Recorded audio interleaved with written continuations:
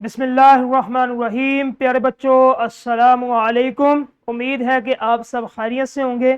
میں ہوں آپ کا معلم محمد اسامہ انس۔ بچوں آج کا ہمارا بی لفٹ ہے 30واں، جس کا تسلسل یقیناً آپ نے کر لیا ہے۔ آج کا ہمارا کام حاصل تعلم جو ہے وہ یہ ہے کہ متضاد الفاظ کو عبارت میں استعمال کر سکیں۔ ٹھیک ہے، تو چلتے ہیں اپنے سبق کی طرف۔ متضاد الفاظ کیا ہے اس کو دیکھتے ہیں۔ کائنات کا حسن متضاد چیزوں میں پوشیدہ ہے۔ آپ کے سامنے یہ سلائیڈ ہے، سرسبز اور ایک طرف خشک ہے۔ ٹھیک ہے سر، تو یہ متضاد کائنات کا جو حسن ہے متضاد چیزوں میں پوشیدہ ہے، یعنی کہ چھپا ہوا ہے۔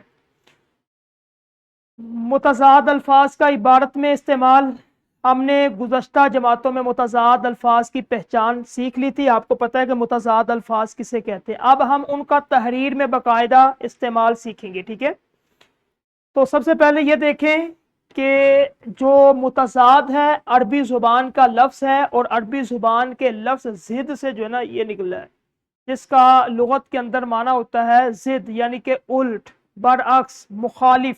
ٹھیک ہے، تو تحریر میں متضاد الفاظ کے فوائد کیا ہے؟ سب سے پہلے آپ کی تحریر میں تاثر پیدا ہوتا ہے۔ الفاظ کے تضاد سے بات زیادہ گہری اور مؤثر ہو جاتی ہے۔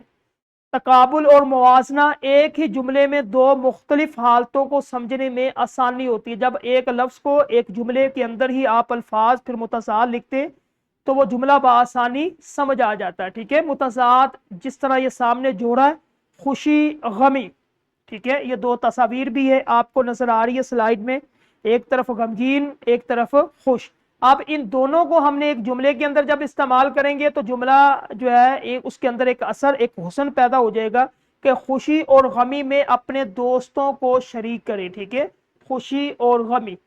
اسی طرح دوسرا دکھ اور سکھ، زندگی دکھ سکھ سے عبارت ہے۔ اب اس طرح اگر ہم متضاد الفاظ کو عبارت کے اندر اس طرح استعمال کریں گے تو ہماری عبارت کے اندر ایک حسن پیدا ہو جاتا ہے۔ دوست، دشمن، حلقہ احباب میں دوست اور دشمن دونوں طرح کے لوگ ہوتے ہیں۔ توانا، کمزور، توانا انسان ہمیشہ کمزور کا سہارا بنتا ہے۔ ٹھیک ہے، تو اس طرح یہ خاکہ، اس کو بھی دیکھ لیں۔ متضاد الفاظ کا جوڑا، خوشی غمی، دکھ سکھ، دوست دشمن، توانا کمزور۔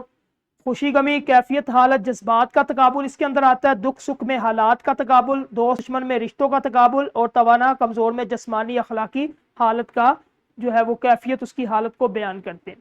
خلاصہ اس کا یہ ہے کہ متضاد الفاظ محض گرامر کا اصول نہیں بلکہ یہ تحریر کی جان ہوتے ہیں۔ یہ آپ کے جملوں میں توازن قائم کرتے ہیں اور پڑھنے والے پر ایک گہرا اور دیر پا تاثر چھوڑ پاتے ہیں۔ ٹھیک ہے، تو یہ تھا آپ کا سبق۔ تدریسی جانچ آپ نے کلاس میں کر لینا ہے، اسی طرح ورک بک کا نکھار جو ہے گھر کے لیے آپ نے کام دینا۔ تو یہ ہمارا متضاد الفاظ کا جو لیکچر تھا وہ ختم ہوا۔ انشاءاللہ کل ایک نئے لیکچر کے ساتھ ملیں گے۔ السلام علیکم۔